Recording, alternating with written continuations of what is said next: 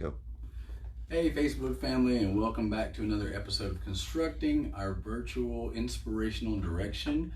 19 different ways so that we can stay safe during this time of the COVID-19 and make sure everyone is, staying in recovery, staying positive, and finding ways to get themselves into the rooms and into ways to improve their lives. So my name is Justin. I'm a person in long-term recovery. So I got a couple things I want to talk to you about today. And if you guys need any of this stuff, any of the literature when I'm done, I do have these packets already printed out. This is something that we made up here so that you guys could have at any given point. But our topic really is going to center around contingency plans. For anything that we've ever done in our lives, we always try to have some kind of plan. If this doesn't go right, if this doesn't plan out, how do we do this? How do we do that? Our recovery is no different.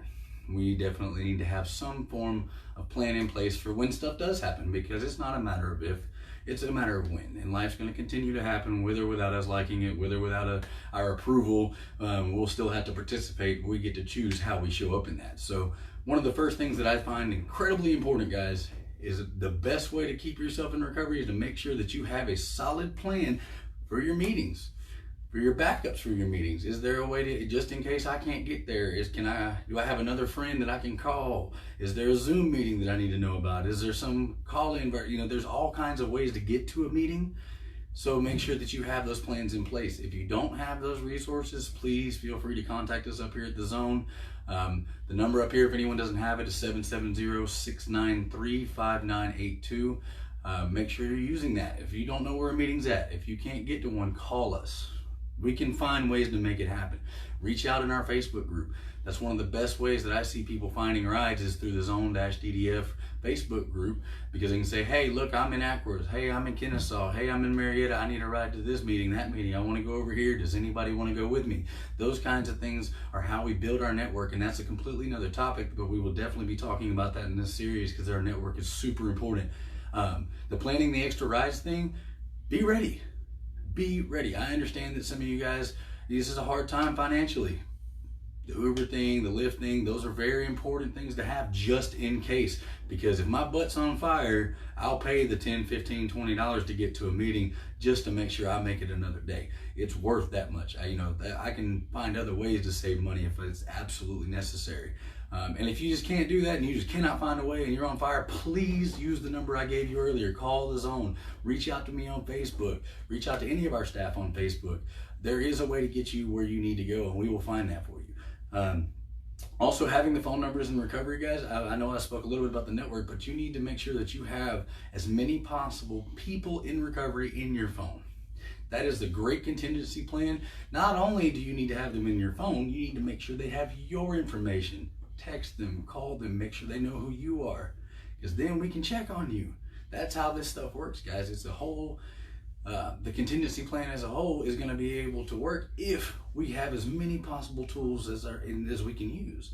If I don't let somebody know who I am, how are they going to know to check on me? If I'm not showing up at a meeting, showing my face, they don't know who I am. If I don't give them my number too, they have no clue how to get in touch with me. Guys, there's been plenty of times that I've come up here and said, hey, you remember this dude? He was wearing this shirt, blah, blah, blah, blah. Did anybody know how to get in touch with him? For something that he said or something that, struck me that allowed me to see something within myself. So now I want to check on this guy, but I don't have a way to do that.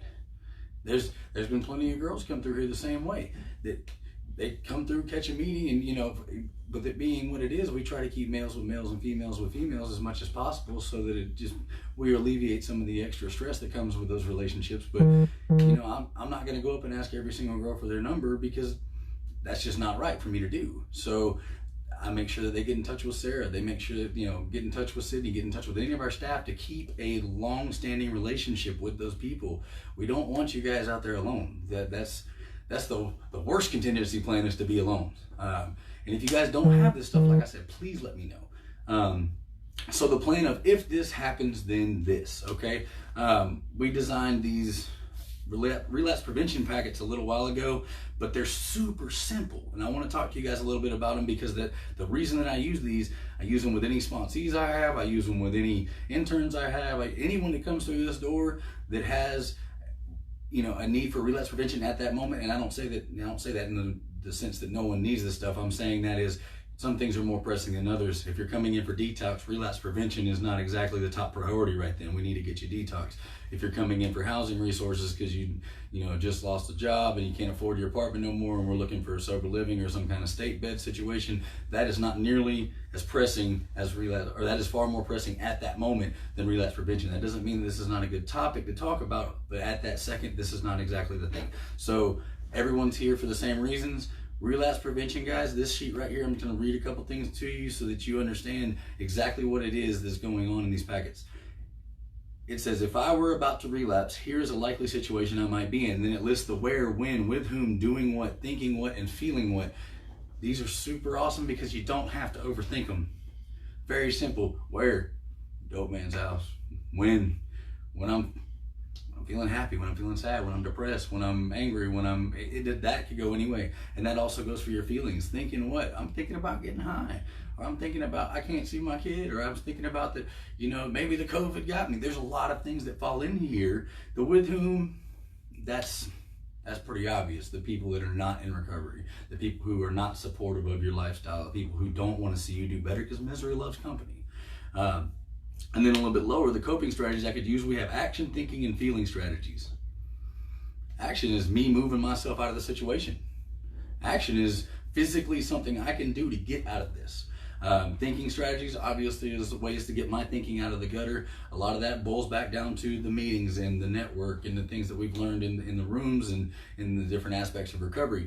Now, feeling strategies can be a little bit difficult, especially for us guys. We have a hard time identifying what we're feeling. We usually try to mask it as anger, but in the grand scheme of things, that we do have to identify those feelings because those can be just as triggering. And like I said before, sometimes I'm happy and I want to use. Sometimes I'm sad and I want to use. Sometimes I don't even really know how I feel, but I want to use. So those things are something you need to be addressing because you can't solve the problem you don't have. The minute I put it on paper and I talk about it, I can start working on a solution. So the back of that one, again, is another plan. It's the coping skills, listing the activities that get your mind off of using. Guys, everyone knows these things. You can think them up in your head and give me these answers. However, the best laid plans are ones that you cannot forget because you see them on paper. That's why I do this way. Social support. Who are 3 people you can talk to if you're thinking about using? A lot of you will jump to a sponsor. That's great. I actually ask people not to just list the names, but also to put the phone numbers on this piece of paper. This is your paper. This is not for me. I don't need it back or anything like that. This is so you know and see exactly who is in your social support. The consequences. So everyone's done this before. Outcomes of relapse, outcomes of sobriety. Playing the tape all the way through. That's a great skill, but I've also played the tape through and been like, well, that could be actually fun. So that's why I need my social support. That's why I need these other coping skills, and that's why I need this plan already laid out so that I don't have that issue. The last page, that's arguably the most important one that I have, because this is all, it's not perforated, but it's dotted lines. You cut this out, you fold this up, and you keep it with you.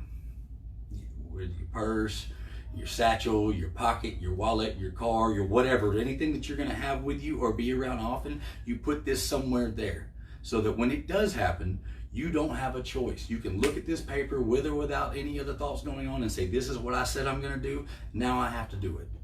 And it has a couple categories. Identifying my high-risk situations, that's easy too. Identify my triggers, that's conventional and non-conventional, guys. Conventional is obviously as easy as, oh, there's the drugs in front of me, that I'm triggered. Non-conventional is you heard a song on the radio. Maybe you saw somebody you hadn't seen in a while and brought back some memories, or you drove past that street. Those kinds of things are a little bit harder to identify up front. But if they do happen, you can always update this. This isn't something that's just a set in stone. This is the only way to do it. It can be fluid and be different for different points in your recovery. Identifying protective factors. That can be stuff like your spirituality. That can be stuff like that friend that checks up on you.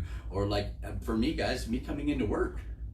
Everyone sees me up here and they see me in a certain light. They see me acting a certain way. When those things change, that's a good piece of accountability for me.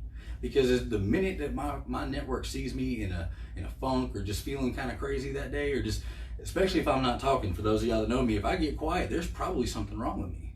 And that's a telltale sign. So those are things that you need to have in your network, or people that genuinely care enough to pay attention to those. Identifying your sober coping strategies for stress. specifically stress on this one. Stress is our #1 offender in all different kinds of ways. You guys, there's a lot of different stuff you can do. We do have a piece later in this series that deals with EFT. It's a type of meditation that's wonderful. There's a lot of other types of meditations out there. You can Google and YouTube, or if you don't have any of those resources, or you want something that maybe we suggest or that I've used myself, feel free to inbox me. I can get you some stuff, no problems at all. The key here is, just like on the other sheet, identifying your emergency contacts. Now, this doesn't necessarily mean they're in recovery. Like, my mother's a fantastic, she supported me through everything and would do anything for me. She's probably a really good emergency contact. And I'm going to list not only her name, I'm going to list her number, and some people actually list the address, just in case you may not be the one reading this. Maybe you already made the mistake and the next person's trying to help you. They find this. Now they know you're a person in recovery, and there is a plan to get you help. There's 3 of those on there. And then establishing your action plan, you guys. This, because it's only one-sided for this one, I have people write out as much as they can. So what will you do if you're having a craving or you're concerned with a relapse? Give me a scenario, write it out in these lines, and use the back of it. So that way you can't go against something that you've already planned unless you physically, mentally, emotionally, and at your core spiritually you have to make that decision to go the opposite way, because I've committed to this.